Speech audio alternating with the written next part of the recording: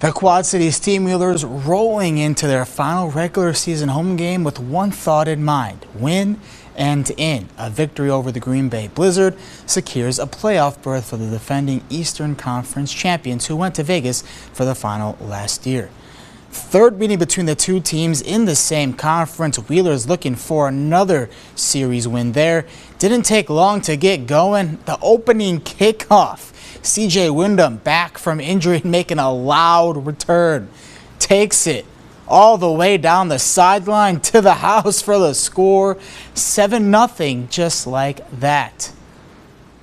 On the kick back to Green Bay, ball fumbled in the end zone. Marcus Hendricks finds it, gets on top of it. That's 6 points. 30 seconds in, Wheelers up 2 scores.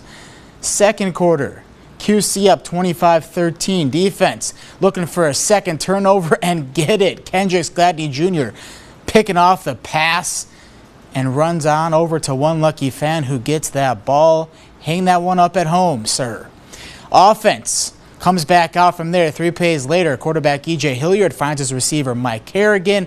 First touchdown of the night for that duo. Their lead 31-13 on the break, and Kerrigan looking right at the cameraman, dance away because the Steamwheelers get the win 47-39.